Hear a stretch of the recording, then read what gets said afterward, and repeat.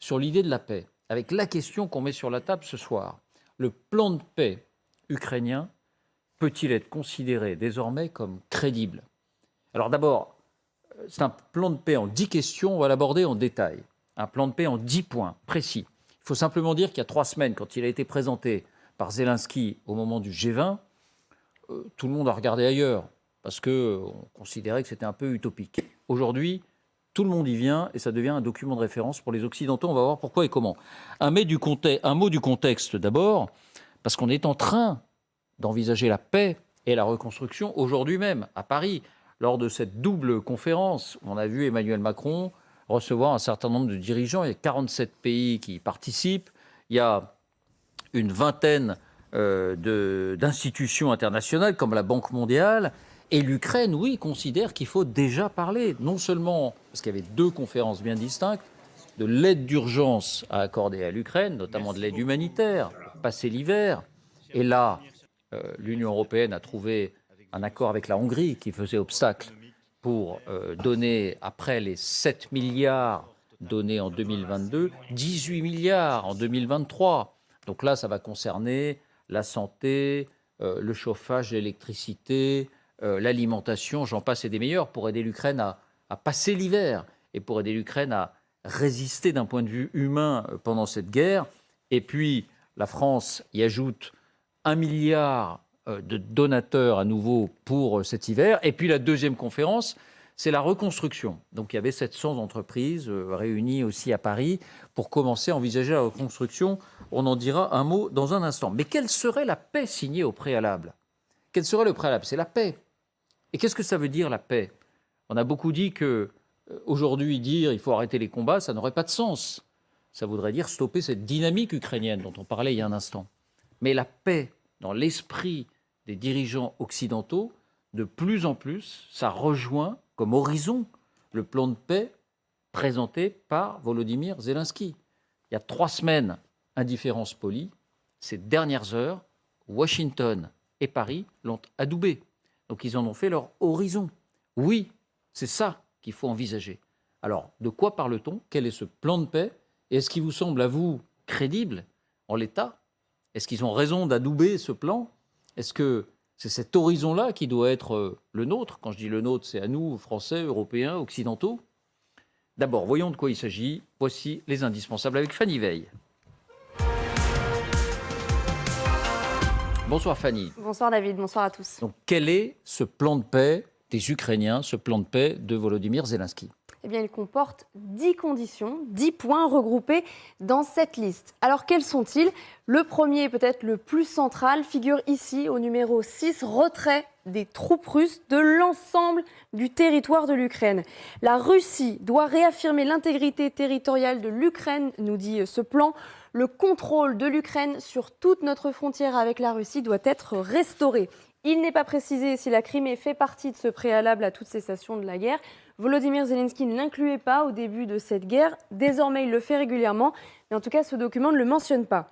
Deuxième point, central lui aussi, l'établissement d'un tribunal spécial sur le crime d'agression de la Russie contre l'Ukraine, avec en parallèle la création d'un mécanisme international pour compenser tous les dommages causés par cette guerre. Troisième point, la libération des prisonniers de guerre et déportés, dit Kiev, dont 11 000 enfants qui ont été déportés de force en Russie. Le chiffre est donné par l'Ukraine. À ces 3 dispositions principales, conditions principales, il faut ajouter des dispositions sur les centrales nucléaires, sur le déminage ou encore sur la sécurité alimentaire. Enfin, 4e condition centrale, la signature d'un pacte de Kiev, c'est-à-dire un traité qui évite la question de l'entrée de l'Ukraine dans l'OTAN, mais qui vise tout de même à donner à l'Ukraine toutes les garanties pour empêcher toute nouvelle escalade avec la Russie. Pour Volodymyr Zelensky, ces conditions devront être acceptées lors d'un grand sommet mondial pour la paix. C'est ce à quoi il a appelé hier les dirigeants du G7. On l'écoute. Пропоную скликати спеціальний саміт Global Peace Formula Summit, щоб визначитись, як і коли ми зможемо реалізувати пункти української формули миру. Alors, Fanny, ce plan a donc été présenté, je le disais, il y a un peu plus de 3 semaines. C'était au moment du G20 et à l'époque, personne semblait le prendre réellement au sérieux. Ces derniers jours, tout a changé. Ah oui, tout a changé parce que les capitales occidentales semblent décider à en faire un document de référence et à le soutenir. Il y a 48 heures, Joe Biden a salué l'ouverture déclarée du président ukrainien à une paix juste, basée sur les principes fondamentaux inscrits dans la Charte des Nations Unies. Il va même plus loin et donne raison à l'Ukraine en disant que la Russie doit être punie.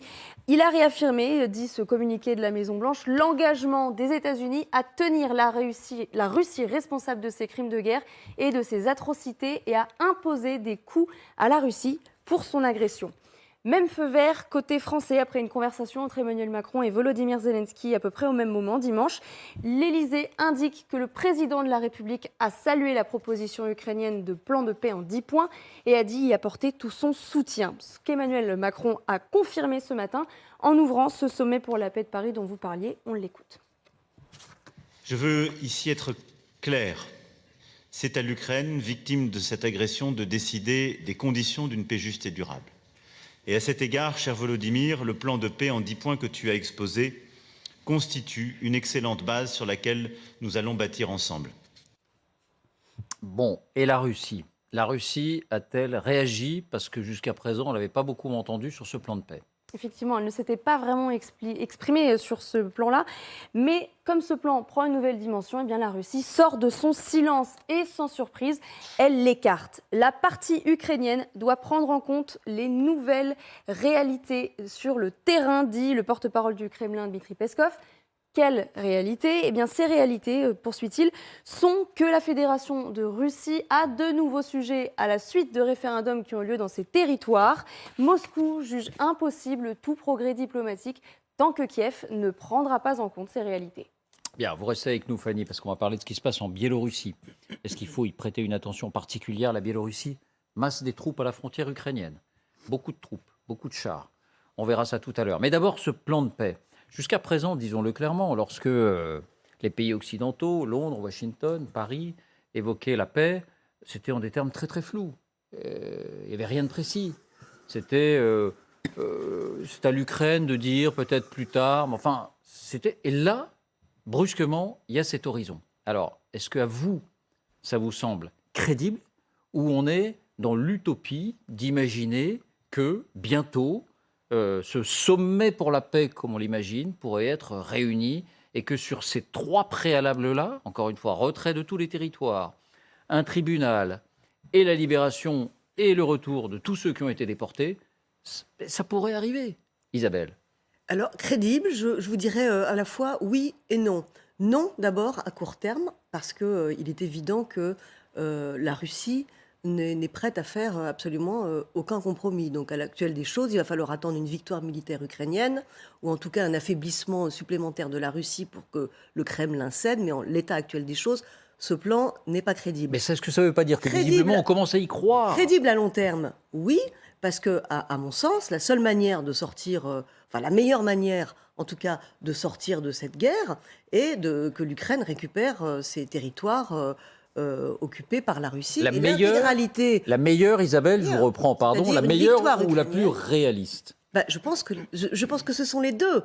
Alors, le réalisme, vous savez, on peut le trouver des deux côtés. Il y a le réalisme qui considère que, OK, maintenant, la guerre, c'est mal, c'est la catastrophe pour le monde entier. Le réalisme, c'est prendre en compte les forces des deux côtés, imposer un compromis et tenir compte du fait que la Russie est une puissance nucléaire. Puis, un autre réalisme, qui, à mon avis, me paraît être le vrai réalisme, c'est comment on obtient des vraies conditions, de possibles vraies conditions de sécurité et une nouvelle architecture de sécurité européenne solide et stable, c'est en aidant l'Ukraine à gagner et en obtenant une défaite de la Russie, en tout cas de ce régime qui a mené toute sa population à sa perte et qui n'a de cesse depuis 2008, même depuis avant d'ailleurs la Tchétchénie, d'occuper ses voisins. Et c'est à ce moment-là, quand ce régime sera défait, qu'il pourra regarder, ça prendra des années, son passé en face, qu'on aura la possibilité d'une stabilité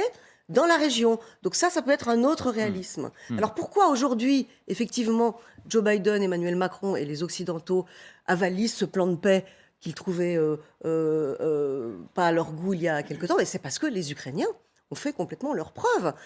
Ils ont montré une résilience, une résistance incroyable. Ils ont montré à quel point ils avaient réussi à se servir des armes qu'on leur fournissait si rapidement et si bien, et surtout en plus, Volodymyr Zelensky ne s'est pas laissé faire. C'est-à-dire qu'à chaque fois que certains, genre par exemple le président français, a essayé de lui dire peut-être qu'il faudrait négocier avec Vladimir Poutine, à chaque fois il a dit non. Et de toute façon, s'il avait dit oui, à mon avis, il aurait eu tout son peuple derrière qui aurait dit c'est non. Donc voilà pourquoi aussi le plan de paix aujourd'hui est avalisé par les Occidentaux. Anne, est-ce que ça veut dire que ça devient une perspective crédible? Mais il y a peu encore, on entendait le chef d'état-major américain dire « Mais non, il n'y aura pas de solution militaire pour l'Ukraine pour récupérer ses territoires. » Il s'est fait reprendre, le chef Il d'état-major s'est fait reprendre. américain. On a senti qu'au département d'État, à la Maison-Blanche, ce n'était pas tout à fait les mêmes positions. Moi, je suis complètement d'accord avec tout ce que vient de dire Isabelle Lasserre. C'est un plan qui, à mon avis, c'était très habile de la part du président Zelensky de présenter ce plan, parce qu'il sait très bien que dans les pays occidentaux, il y a un certain mouvement qui existe, peut-être qui se développe dans une certaine mesure, en faveur de négociations. Et donc, De négociations en proposant aujourd'hui. un plan de paix, Zelensky dit, bon ben voilà, moi je suis d'accord pour négocier. Et voilà à quelles conditions je suis d'accord pour négocier.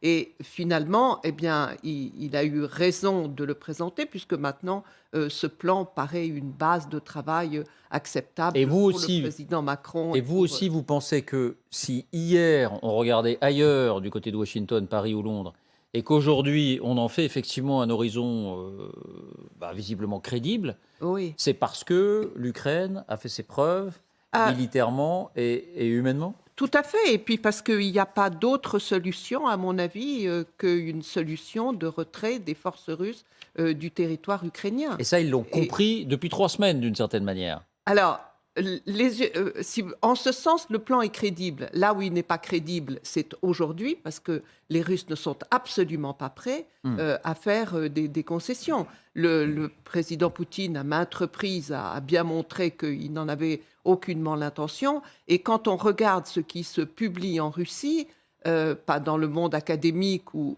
autre, ou dans le monde politique, on voit en fait que les avis sont beaucoup, beaucoup plus négatifs. Il n'est pas question de faire des concessions. Il est question d'une impossibilité d'une victoire militaire de l'Ukraine. Il est question De que remobiliser. le futur soit un démembrement de l'Ukraine. Ce sont ces idées-là qui circulent. Ce n'est pas des idées de faire des concessions. Alors, il y a un article très intéressant que peut-être certains d'entre vous avez vu de Tatiana Stanova, qui est une politiste qui est connue et tout à fait intéressante, et qui dit, en fait, pour Poutine, c'est très simple, on bombarde jusqu'à ce que l'Ukraine s'effondre. Et donc, ce n'est pas la peine d'aller chercher midi à 14h, il a ça dans la tête, et pour le moment, il n'y a pas moyen d'en faire sortir. Et ce qu'elle dit aussi est de très intéressant, c'est que, étant donné les revers militaires subis par les forces russes en Ukraine, il y a quand même un certain nombre de Russes, de plus en plus nombreux, qui se disent que finalement, au lieu de faire cette guerre qui coûte cher, on ferait peut-être mieux de s'intéresser à la solution, à la modernisation du pays et à la solution des problèmes internes. Mais elle dit en même temps, il y a finalement ces gens qui sont des réalistes, j'aime bien ce terme de réaliste, c'est le terme que cette politiste russe emploie, ne sont pas prêts de former un camp de la paix parce qu'ils voudraient sortir d'une guerre qui serait suicidaire, mais à condition que ce soit aux conditions de la Russie.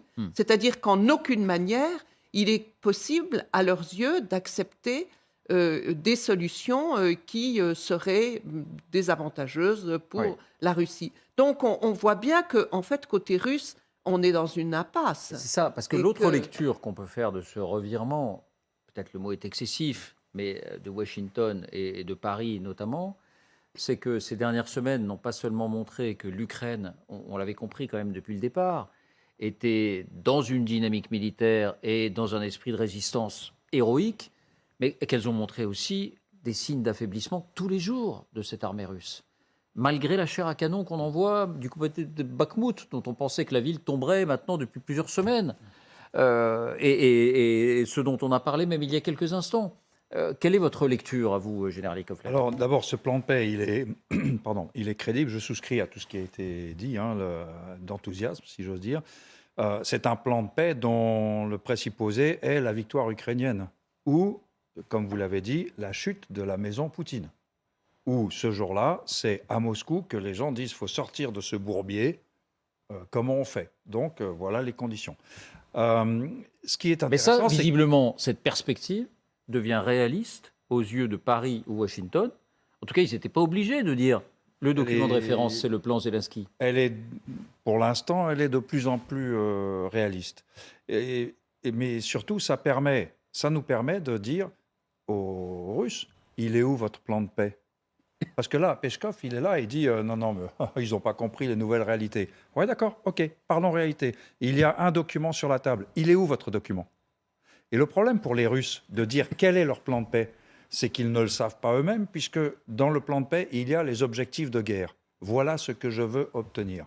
Depuis 8 mois, ce régime est incapable d'identifier des buts de guerre. Alors au début, il disait on va dénazifier l'Ukraine, après, oui. Donc là, il faudrait que ce régime soit capable de concevoir en 10 points, 8 points, 14 points, peu importe, des items qui lui permettent de dire voilà ce que je cherche dans cette guerre. Et en fait, en dehors de chercher la destruction de l'Ukraine, ce qui est un but, c'est vide de sens en réalité. Ils n'ont pas de but de guerre. Donc en fait, si on veut mettre la pression sur les Russes aujourd'hui, chaque fois que vous croisez un Russe dans la rue, vous lui dites « Et le plan Poutine, il est où ?» Parce qu'on a le plan Zelensky. Le plan Poutine, il est où? Et ils sont intellectuellement, ils sont dans l'électroencéphalogramme plat. Ils savent même pas pourquoi ils font cette guerre. C'est ce qui est quand même le summum de l'immoral. Ah, l'effondrement de l'Ukraine. Oui. Vous voulez écouter ce qu'ils en disent à la télé russe suite à la proposition, puis je vous donne la parole, Olivier. Alors, ce n'est pas une réaction immédiate à l'adoubement de ce plan de paix par Washington et Paris, mais c'est la vision de la guerre, eux, qu'ils ont dans les mois qui viennent. Regardez, écoutez les fameux talk shows, entre guillemets, à la télé publique russe. Надо выпускать более мощные, более современные системы оружия, учитывая неизбежность столкновения с НАТО в ближайшем будущем. Поэтому Неизбежность. практически да. Вооруженный конфликт с НАТО. Да. Поскольку к этому все идет. Речь идет о весеннем периоде. Третья мировая ядерная. Не ядерная, не обязательно. Первый Подождите, этап... если Польша идет на, Ну, не дай бог, Польша. на Калининград или куда-то еще, Польша открыто готовится к этому. Польша к этому открыто готовится. Поэтому вероятность этого конфликта, по моим оценкам, высока. Ça confirme d'une certaine manière ce que vous disiez, montage Victor Gabet, général Yakovlev, c'est qu'on ne parle pas des buts de guerre en Ukraine, on ne parle pas de ce qu'on pourrait avoir en Ukraine. On est en train, là, à la télé russe, de spéculer sur un conflit qui s'élargirait et les Russes tiendront bon. Pourquoi, selon vous, Olivier, désormais Washington et Paris semblent croire à ce plan de paix Zelensky? Alors, je ne suis pas sûr qu'ils y croient. Ah. Je serais moins enthousiaste que mes collègues. Je pense déjà que le présupposé, c'est en effet un renversement du rapport de force beaucoup plus significatif qu'il ne l'est aujourd'hui. C'est-à-dire que l'armée russe soit vraiment en déroute, qu'il soit obligé de reculer un peu partout, que le pouvoir soit très fragilisé. On en est encore très loin. Et avant qu'on en arrive là, le pouvoir est capable d'envoyer à l'abattoir quantité de jeunes Russes sans sourciller pendant encore très longtemps et d'aller taper dans toutes ces réserves de munitions, d'armements, même les plus obsolètes, pendant encore très longtemps avant qu'on arrive à ce renversement. Et que ce renversement présuppose une implication militaire beaucoup plus importante des États-Unis, un peu de l'Europe, mais surtout des États-Unis, avec un type d'armement que pour l'instant on ne veut pas donner ou que les Américains ne veulent pas donner aux Ukrainiens. Ça, c'est le premier présupposé. Ensuite, moi j'écoute beaucoup précisément ce que je dis Emmanuel Macron, parce que de mon point de vue, c'est le seul qui verbalise une sortie de crise, qui soit une sortie de crise pragmatique, réaliste, quitte en effet à, alors qu'on est en plein conflit, créer et agiter des blessures de ceux qui sont en train de se battre pour leur liberté. Je m'explique. Il dit à Zelensky, c'est une bonne base, ton plan. C'est une bonne base. Parce que dans toute négociation, on arrive avec un plan et on sait qu'on n'aura pas les 10 points.